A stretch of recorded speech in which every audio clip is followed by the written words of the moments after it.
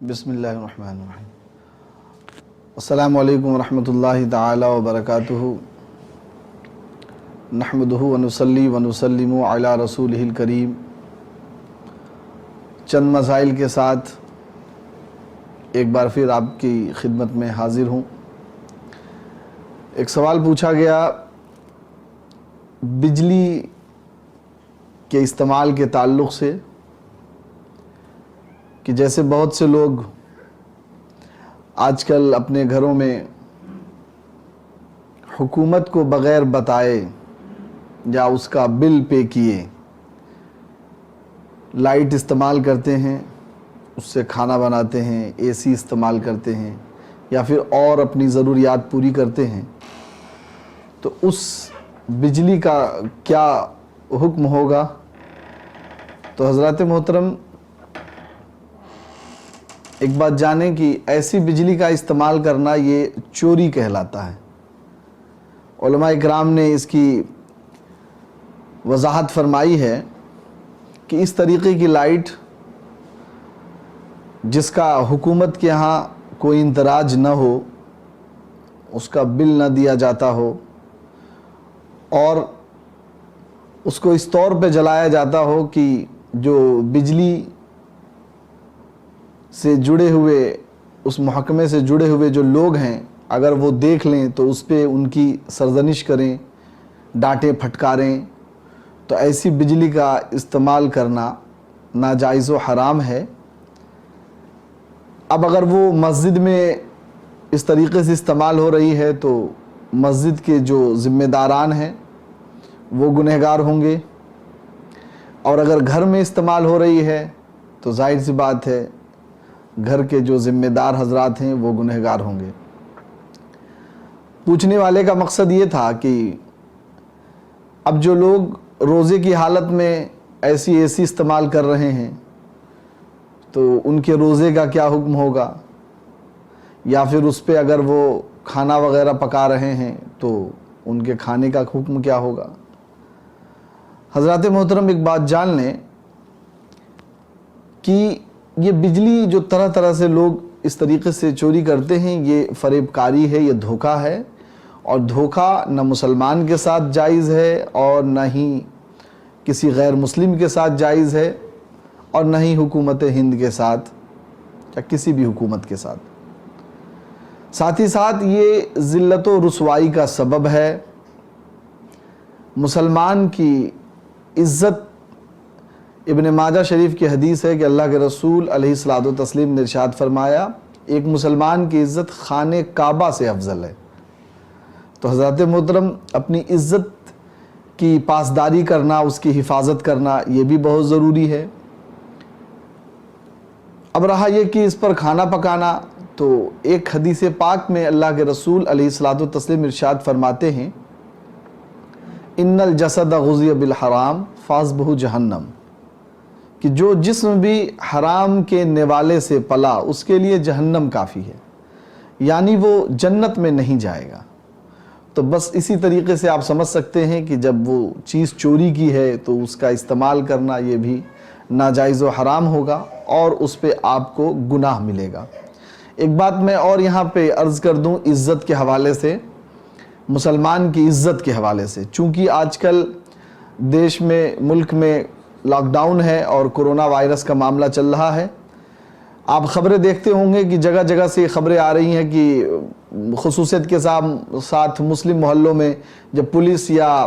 محکمہ صحت کے لوگ جب وہاں پہ گئے تو لوگوں نے پتھراؤ کر دیا اور تمام طریقے سے ان کے کام میں رکاوٹیں ڈالیں۔ اب تو حکومت نے بہت سخت سزائیں بھی نافذ کر دی ہیں۔ تو ہم آپ سے یہی کہنا چاہیں گے کہ دیکھیے، اپنی عزت بچانا یہ بہت ضروری ہے، مسلمان کی عزت کی پاسداری کرنا بہت زیادہ ضروری ہے۔ اس وجہ سے تمام مسلمان حکومت کے ان کاموں میں آپ مدد کریں۔ آپ اگر کسی پولیس سے یا پھر کسی محکمہ صحت کے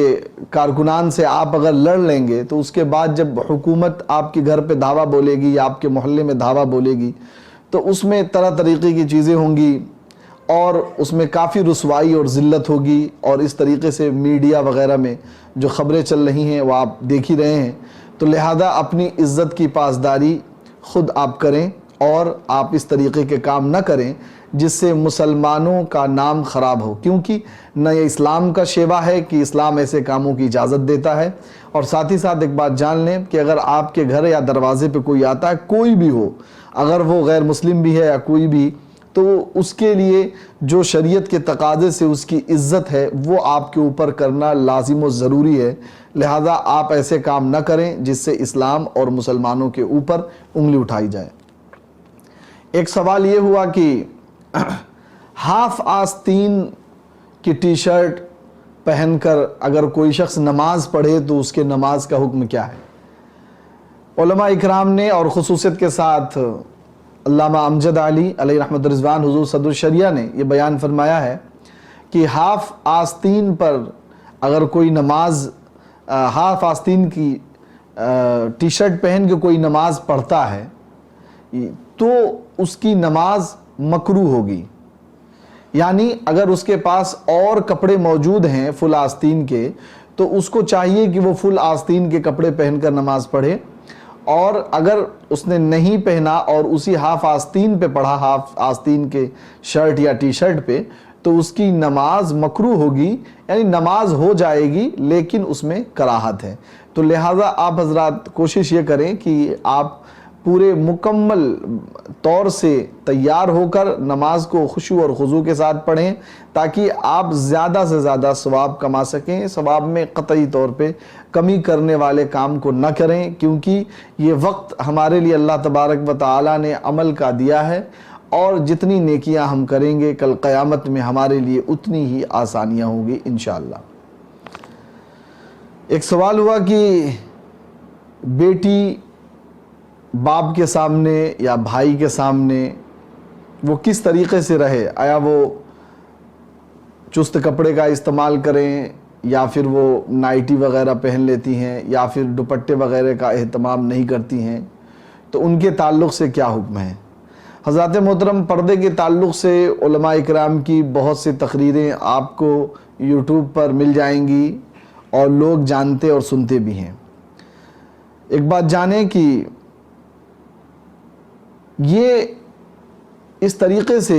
بغیر دوپٹے کا گھومنا پھرنا اور ایسے رہنا، اس کو آدمی بے حیائی سے تعبیر کرتا ہے، اور حیا عورت کے لیے ایک زینت ہے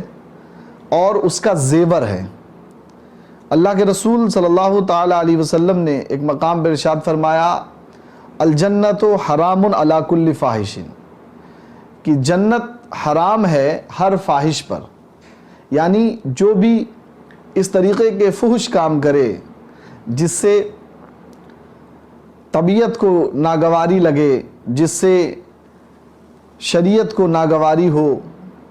اور وہ سماجک طور سے بھی برا سمجھا جائے، تو حضرات محترم ایسے کام کرنے والوں کے لیے سخت وعید ہے۔ ساتھ ہی ساتھ آپ یہ جانیں کہ حیا یہ انسانوں کے لیے اللہ تبارک و تعالی نے زیور کے طور سے عطا فرمایا ہے، مرد کے لیے بھی عورت کے لیے بھی۔ بے حیائی کسی کے لیے بھی پسند نہیں کی جا سکتی۔ اللہ کے رسول نے ارشاد فرمایا، الحیاء من الایمان والایمان فی الجنہ، حیا ایمان سے ہے اور ایمان جنت میں سے، یعنی جو حیا کو اختیار کرے گا وہ اپنے ایمان کی سلامتی کو مکمل کرے گا، اور جو ایمان کی سلامتی کو مکمل کرے گا وہ جنت میں جائے گا۔ حضرات محترم،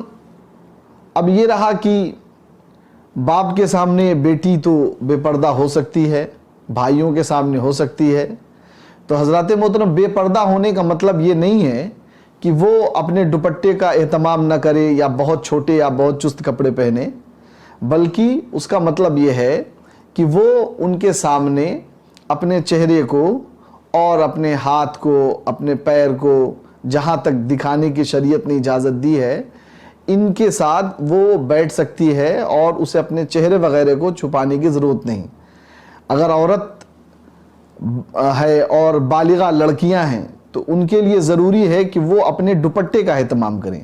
قرآن مقدس میں اللہ رب العزت نے ارشاد فرمایا، وَلْيَضْرِبْنَ بِخُمُورِهِنَّ عَلَى جُيُوبِهِنَّ، کہ ان کے لیے ضروری ہے، ان کے لیے ہے کہ وہ اپنے اوڑھنیوں کو اپنے سروں اور گریبان پر لگائے رکھیں۔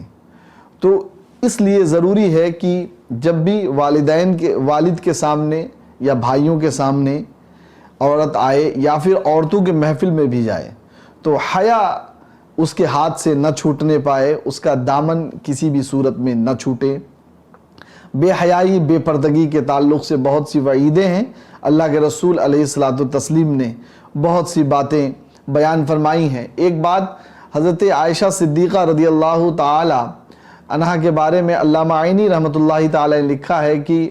جو اس زمانے میں، یعنی علامہ عینی رحمۃ اللہ تعالی لکھ رہے ہیں کہ ان کے زمانے میں جس طریقے سے عورتوں نے فیشن اختیار کرنا شروع کر دیا اور طرح طرح سے چیزیں اختیار کرنا شروع کر دیں جو شریعت کی نگاہ میں نازیبا ہے، تو آپ بیان فرماتے ہیں کہ حضرت عائشہ صدیقہ رضی اللہ تعالی عنہا اگر اسے دیکھ لیتی تو سخت ناپسند فرماتی۔ تو حضرات محترم، عورت کے لیے ضروری ہے کہ وہ حیا کا دامن نہ چھوڑے، پردے کا اہتمام کرے۔ خاتون جنت حضرت فاطمہ الزہرا رضی اللہ تعالی عنہا کی زندگی کا جب آپ مطالعہ کریں گی تو آپ کو معلوم چلے گا کہ ان کے پاس صرف ایک چادر تھی، اور وہ چادر ایسی کہ جب آپ سر اقدس کو چھپاتی اس پہ رکھتی تو آپ کے نیچے پیروں کی طرف کا کچھ حصہ کھل جاتا، جب اسے ڈھکتی تو سر کی طرف کھل جاتا۔ لیکن حضرات محترم، اس کے باوجود بھی آپ نے پردے کا کتنا اہتمام کیا کہ حضرات محترم وہ زمانے کے لیے ایک مثال بن گئی۔ تو اگر آپ خاتون جنت کی چاہنے والی ہیں اور چاہتی ہیں کہ کل قیامت میں آپ کو ان کا ساتھ ملے، تو میری مؤدبانہ اپیل ہے تمام بہنوں سے کہ آپ اپنے پردے کا اہتمام کریں، سب کے سامنے حیا کے ساتھ رہیں، باحیا رہیں، انشاءاللہ الرحمن اس میں آپ کو بڑی برکتیں ہوں گی۔ آخر میں ایک واقعہ میں آپ کو حیا کے تعلق سے بیان کر دوں۔ حضرت ام خلاد رضی اللہ تعالی عنہا ایک صحابیہ ہیں، ان کے صاحبزادے، ان کے بیٹے ایک جنگ میں شہید ہو گئے، تو وہ اللہ کے رسول صلی اللہ تعالی علیہ وسلم کے پاس ان کا حال پوچھنے کے لیے آئیں۔ تو انہوں نے پردہ کر رکھا تھا، تو کچھ لوگوں نے کہا کہ آپ اللہ کے رسول صلی اللہ تعالی وسلم کے سامنے ہیں اور یہاں پہ آپ کو پردہ کرنے کی کیا ضرورت ہے، آپ اس طریقے سے پردے میں آ گئیں۔ تو حضرات محترم اس وقت انہوں نے ایک جواب دیا، آپ نے فرمایا کہ میں نے اپنا بیٹا کھویا ہے، اپنی حیا نہیں کھوئی۔ تو حضرات محترم یہ بہت بڑا سبق ہے تمام عورتوں کے لیے اور تمام لوگوں کے لیے جن کے گھروں میں ایسے ماحول ہوں۔ ان کو چاہیے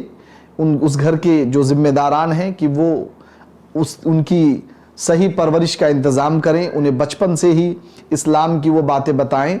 جو انہیں صحیح طور سے حیا کی طرف لے جائے، اور ویسے ہی کپڑوں کا اہتمام کریں، اور ساتھ ہی ساتھ ماں باپ کے ساتھ، بھائیوں کے ساتھ، مہمانوں کے ساتھ، رشتہ داروں کے ساتھ اٹھنے بیٹھنے کا ادب بھی سکھائیں۔ اللہ کے رسول علیہ الصلوۃ والتسلیم نے ارشاد فرمایا کہ باپ اپنے اولادوں کو جو سب سے اچھا تحفہ دے سکتا ہے وہ یہ ہے کہ انہیں اچھے اخلاق کا تحفہ دے۔ تو اپنے بچوں کو آپ اچھے اخلاق کا عادی بنائیں۔ ایک سوال یہ پوچھا گیا کہ عورتیں خالی وقت میں کیا کریں؟ اب حضرات محترم، خالی وقت تو اسلام میں تو اس کا ایک مطلب آپ یوں سمجھیں کہ خالی وقت کا تصور ہی نہیں ہے کہ خالی وقت کہتے کسے ہیں۔ اللہ تبارک و تعالیٰ نے نمازوں کا سسٹم اس حساب سے لگایا ہے کہ آپ اگر ان کی مواظبت کریں گے تو آپ کے سارے کام بھی ہو جائیں گے اور آپ خالی بھی نہیں رہیں گے۔ اور یہ بھی جان لیں کہ اللہ کے رسول علیہ الصلوۃ والتسلیم نے ارشاد فرمایا کہ 5 نمازیں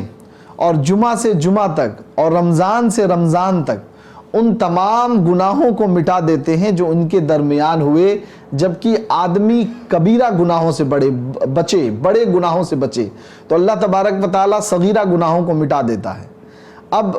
آپ نے جب ایک نماز پڑھ لی اور اس نماز کے بعد اگر آپ اگلی نماز کے انتظار میں ہیں اور بیٹھے ہوئے ہیں تو گویا کہ آپ نماز کے ہی انتظار میں ہیں اور آپ کو ثواب ملتا رہے گا۔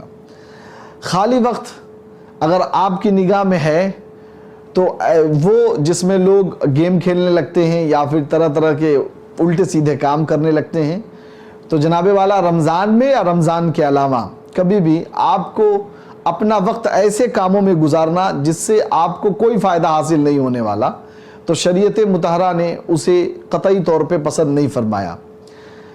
تو اگر خالی وقت ہے تو سب سے بہترین آپ کے لیے ذریعہ یہ ہے کہ اس رمضان مبارک میں آپ قرآن مقدس کی تلاوت کریں زیادہ سے زیادہ۔ ہماری بہت سی بہنیں قرآن تو پڑھتی ہیں لیکن ان کو مخرج کے بارے میں نہیں پتہ کہ کون سے حروف کہاں سے نکلتے ہیں، ادا ہوتے، بس انہوں نے قرآن پڑھ لیا۔ تو قرآن کا مخرج کے ساتھ پڑھنا یہ فرض ہے۔ تو آپ مخرج سیکھ سکتی ہیں، آپ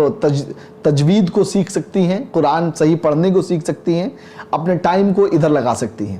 اور اگر آپ خالی ہیں تو آپ ان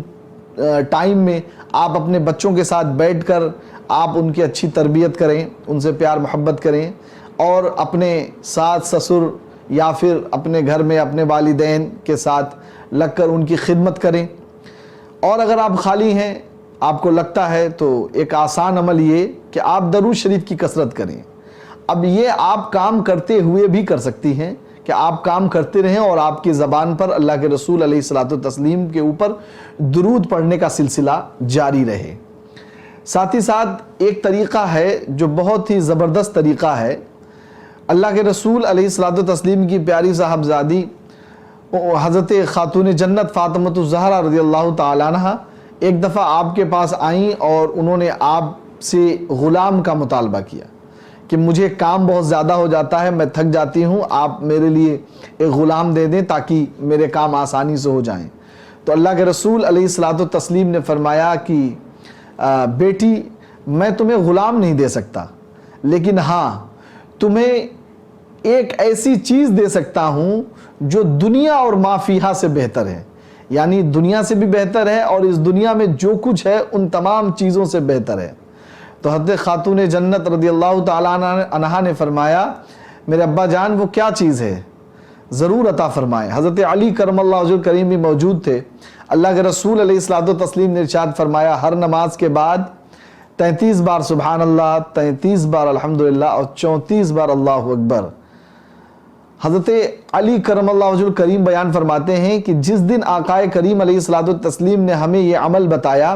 ہم نے اپنی پوری زندگی کبھی سے ترک نہیں فرمایا اور سونے سے پہلے اس کو ضرور بھی ضرور پڑھ کے سوتے۔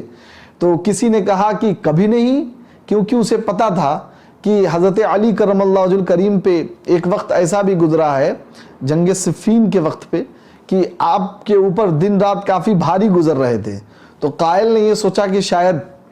ایسے معاملات میں کبھی آپ نے ترک بھی کر دیا ہوگا، تو آپ نے فرمایا کبھی نہیں، یہاں تک کہ میں نے جنگ صفین کی حالت میں بھی کبھی بھی اس کو ترک نہیں فرمایا، جبکہ راتیں مجھ پر بڑی گراں تھیں۔ تو جو عورتیں اپنے آپ کو خالی سمجھ رہی ہیں تو انہیں یہ چاہیے کہ وہ زیادہ سے زیادہ بیٹھ کر تسبیحات پڑھیں، درود شریف پڑھیں۔ ایک اور چیز ہے تمام چیزوں کا حل، وہ یہ استغفار کی کثرت، استغفر اللہ اتنا بھی پڑھ سکتی ہیں، اور ساتھ ہی ساتھ استغفر اللہ ربی من کل ذنب واتوب الیہ لا حول ولا قوۃ الا باللہ، یہ اگر آپ پڑھتے رہیں تو یہ بھی آپ کو کافی فائدہ دے گا۔ خالی وقت اگر آپ کو سمجھ میں آ رہا ہے تو آپ نماز کے طریقے خصوصیت کے ساتھ عورتوں کے لیے ضروری ہے کہ وہ پاکی ناپاکی کے بارے میں ضرور جانیں۔ تو آپ ان مسائل کا مطالعہ کر سکتی ہیں، بہار شریعت وہ ہندی میں بھی دستیاب ہے، اس میں ان مسائل کو پڑھ سکتی ہیں۔ ساتھ ہی ساتھ قانون شریعت اور سنی جنتی زیور اس طریقے کی کتابیں موجود ہیں۔ ایک کتاب ہے فردوس نسواں جو خصوصیت کے ساتھ عورتوں کے لیے ہی لکھی گئی ہے۔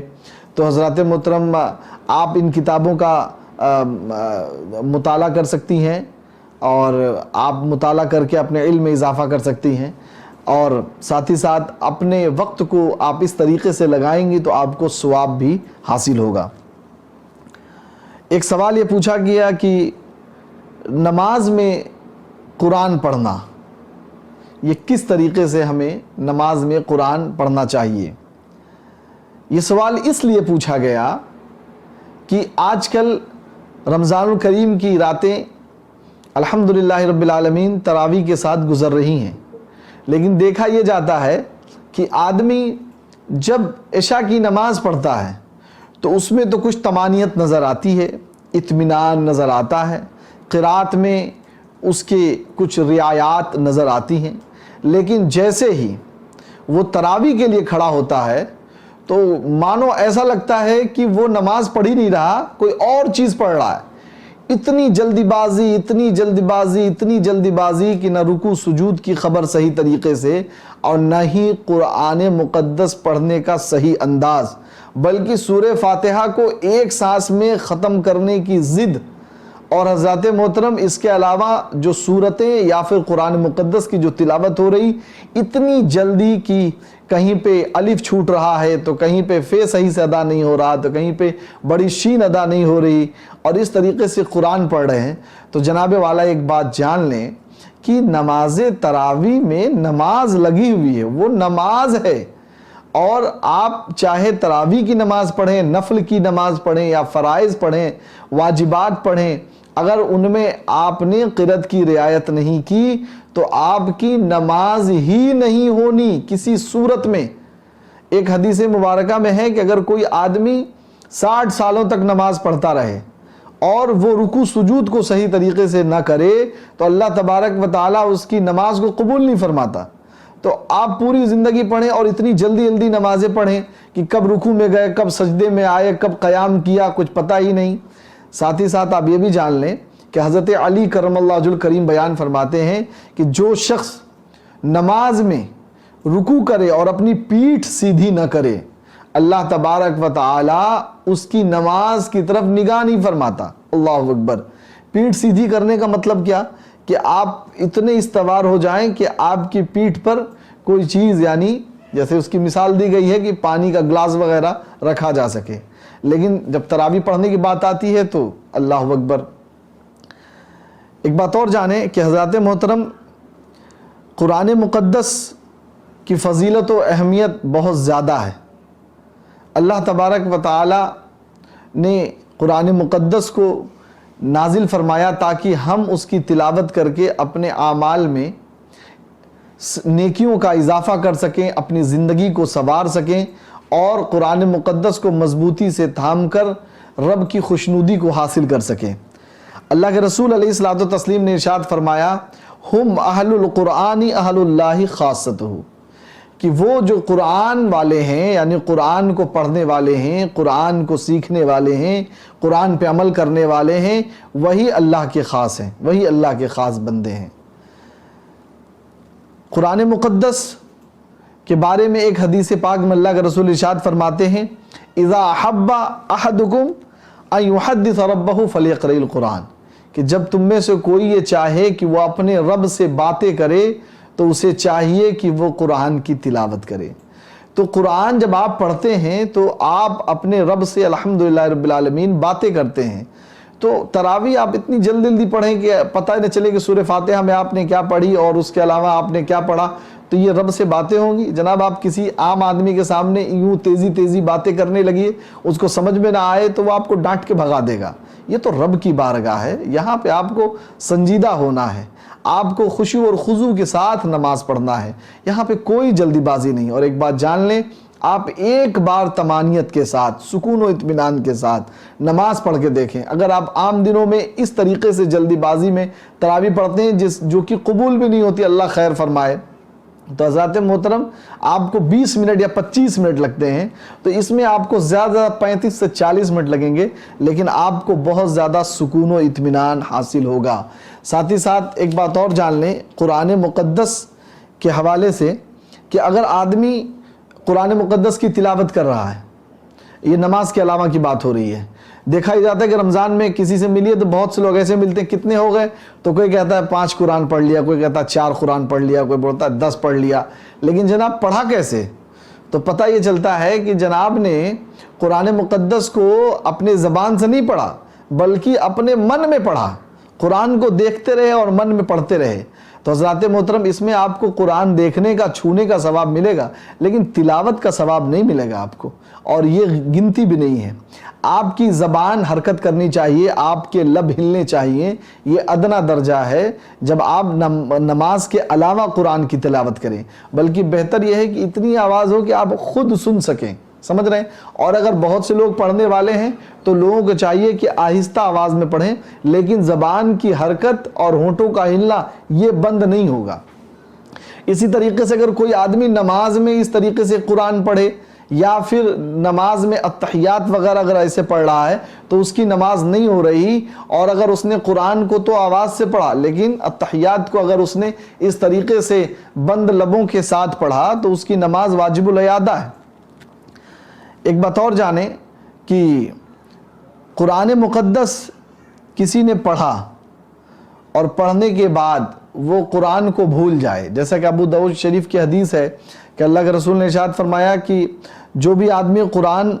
پڑھے پھر اسے بھول جائے تو قیامت کے دن اللہ تبارک و تعالیٰ اسے وہ اللہ تبارک و تعالیٰ سے مجزوم ہو کر ملے گا۔ یعنی علماء نے اس کی تصریح فرمائی ہے کہ ہاتھ کٹے ہوں گے، یا پھر بہت سے لوگوں نے برس کے مرض میں اس کی تعبیل کی ہے یا کوڑ کے مرض میں، بہرحال اللہ خیر فرمائے۔ تو اس سے مطلب کیا ہے؟ اس سے مطلب کیا؟ فقط حفاظ اکرام بہرحال قرآن مقدس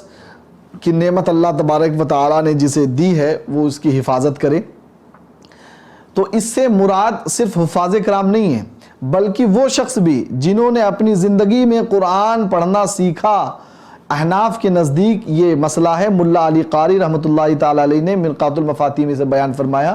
کہ اس کے نزدیک، احناف کے نزدیک یہ مسئلہ ہے کہ جس نے قرآن مقدس پڑھنا سیکھا اور اس کی تلاوت چھوڑ دی اور اس طرح سے بھول گیا کہ اب الفاظ کی پہچان بھی نہیں اس کے پاس، تو وہ اس وعید میں شامل ہے۔ تو بہت سے لوگ ایسے ہیں جو قرآن کی تلاوت انہوں نے بچپن میں کی لیکن اب چھوڑ دی ہے، تو اب وہ نہیں کر پا رہے، پہچان بھی نہیں پا رہے، ہجے بھی نہیں لگا پا رہے۔ تو ذات محترم آپ اس وعید کا شکار نہ ہو۔ اللہ کے رسول نے ارشاد فرمایا کہ تمہارا بندھا ہوا اونٹ جس طریقے سے بندھا ہے تو اس کی حفاظت ہے، اور اگر تم نے اسے کھول دیا تو وہ غائب ہو گیا، وہ نکل جائے گا تمہارے ہاتھوں سے۔ میں اس کا مفہوم بیان کر رہا ہوں۔ اسی طریقے سے قرآن کا حال ہے، اگر تم اسے پڑھتے رہو گے تو اس کی حفاظت ہوگی، اور اگر تم نے اسے ترک کر دیا تو یہ تمہارے اونٹ سے بھی تیزی کے ساتھ تم سے نکل جائے گا۔ تو اس وجہ سے قرآن مقدس کی تلاوت آپ ضرور کریں، خالی وقتوں کا استعمال اس طور پہ کریں۔ اور ایک بات اور جان لیں، تجوید کے ساتھ آپ کو قرآن پڑھنا ہے، تجوید کے ساتھ، یہ نہیں کہ بس آپ یوں ہی پڑھتے رہے۔ اور ایک بات جانیں، اعلیٰ حضرت عظیم برکت نے یہ صراحت فرمائی ہے فتاوی رضویہ کے جلد نمبر 3 میں کہ اگر کسی نے تجوید کا انکار کیا اور قرآن مقدس کو یوں ہی پڑھتا رہا اور تجوید بولا یہ سب کوئی چیز نہیں ہے، کچھ نہیں ہے، تو جناب والا اس کو ضروری نہ سمجھا تو اس کو لکھا ہے کہ تجوید کا انکار کفر ہے۔ تو اس وجہ سے قرآن مقدس تجوید کے ساتھ پڑھنا ہے۔ نماز میں، نماز کے علاوہ غیر نماز میں جب بھی قرآن پڑھا جائے، 1 آیت ہو، 2 آیت ہو، 10 آیتیں ہوں، لیکن تجوید کے ساتھ ہی پڑھی جائیں، یہی فرض ہے، کیونکہ قرآن مقدس جو اللہ تبارک و تعالیٰ نے نازل فرمایا اپنے نبی کے دل پر، اور جو ہمارے نبی نے تلاوت فرمائی وہ حروف کی رعایات کے ساتھ۔ اور نبی علیہ الصلوۃ والتسلیم کے بارے میں حضرت عائشہ صدیقہ رضی اللہ تعالیٰ عنہ بیان فرماتی ہیں کہ آقا جب بھی قرآن پڑھتے تو آپ کا ایک ایک حرف بالکل واضح ہوتا، بالکل واضح ہوتا، ہر حرف ایک دوسرے سے جدا گانا ہوتے۔ تو آپ اس طریقے سے قرآن کی تلاوت کریں، اور آپ نے اس طریقے سے قرآن کی تلاوت کی تبھی آپ کی نماز ہوگی، تبھی آپ کی تلاوت کو آپ کو ثواب ملے گا۔ ایک بات اور جان لیں، ایک صاحب نے پوچھا تھا سجدے تلاوت کے بارے میں۔ قرآن مقدس جب آپ پڑھتے ہیں تو اس میں 14 سجدے آتے ہیں، تو سجدے تلاوت جب ہو تو آپ کو وہاں پہ سجدہ کرنا ہے۔ اگر آپ اس وقت نہیں کر پا رہے تو علماء کرام نے بیان فرمایا ہے کہ اس وقت آدمی اتنا ضرور کہہ لے، سمعنا واطعنا غفرانک ربنا والیک المصیر، اتنا کہہ لے، بعد میں وہ سجدہ کرے۔ سجدہ تلاوت مطلق نیت سے آپ کہ ہم نے جو قرآن پڑھا اس میں جو ہمیں سجدہ نصیب ہوا تھا میں وہ کر رہا ہوں، اس نیت سے کریں گے تو سجدہ ہو جائے گا۔ اب یہ کہ سجدہ کرنے کا طریقہ کیا ہوگا، تو اس کے بارے میں علماء نے بیان فرمایا ہے کہ وہ آدمی کھڑا ہو، تکبیر تحریمہ کہے اللہ اکبر، لیکن وہ کانوں تک اپنا ہاتھ نہیں اٹھائے گا، بلکہ اللہ اکبر کہتا ہوا وہ سیدھے سجدے میں جائے گا، اور وہاں سجدے میں جا کر وہاں پر وہ سبحان ربی العالی اس کا ذکر کرے، تسبیحات پڑھے، اس کے بعد اللہ اکبر کہتا ہوا پھر سے کھڑا ہو جائے۔ یہی صحیح طریقہ ہے سجدہ تلاوت ادا کرنے کا۔ اور ایک بات اور جان لیں کہ سجدے کے لیے بھی وہ تمام شرائط ہیں جو نماز کے لیے ہیں، بس اس میں آپ کو یہ جان لیں کہ تحریمہ یعنی اللہ اکبر یہ شرط نہیں ہے، باقی آپ کے لیے تمام شرطیں، وقت کا ہونا، طہارت کا ہونا، استقبال قبلہ کا ہونا، یہ تمام چیزیں جو ہیں پائی جائیں گی تبھی آپ کے کپڑے کا پاک ہونا پائی جائیں گی تبھی آپ کا سجدہ تلاوت ہوگا، ورنہ آپ کا سجدہ تلاوت نہیں ہوگا۔ اللہ تبارک و تعالی ہمیں دین سمجھنے اور سیکھنے کی توفیق نصیب عطا فرمائے۔ جن حضرات کو کوئی بات سمجھ میں نہ آئی ہو تو وہ رابطہ کر سکتے ہیں۔ السلام علیکم ورحمۃ اللہ تعالی وبرکاتہ۔